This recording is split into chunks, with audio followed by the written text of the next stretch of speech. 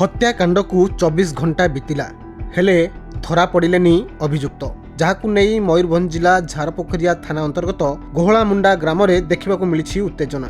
अभियुक्तों को गिरफ दाबी रे परिवार वर्ग एवं ग्रामवासी आज रास्ता रोको करिसेंती। मृतदेह को रास्ता उपरे रखी 49 नंबर जातीय राजपथ को अवरोध करिसेंती। फल रास्तार जानवाहन चलाचल किछि समय पई बाधाप्राप्त होईछि। पुलिस पहुंची उत्त्यक्त लोकों को बुझासुझा करिछि। सूचना अनुसार गोहलामुंडा ग्रामर अमृत महांत नामक युवकों को कुराड़ी रे आक्रमण करा जायथिला। बुधवार राति रे सामान्य बचसारू ग्रामर गुरु गोविंद महांत नामक व्यक्ति तांको आक्रमण करथिले।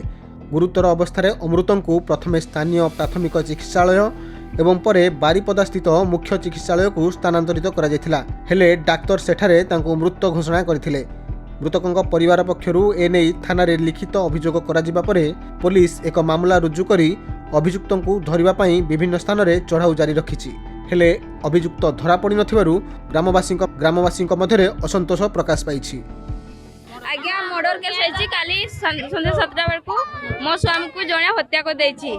तो तेणु आसामी को धरा जाऊ एवं मो छुआ मन को ये मन को न्याय दरकार, साहाय्य दरकार, न्याय दरकार। ताकू जेंति दंड मिलति पर किंतु आसामी के धरे जेंति ए लोकर अवस्था आइछि सेंति ताकू भी मिलू। मो छुआ के दंड देछि ताके धरी पारो नै से ताके धरी करी दंड दियो।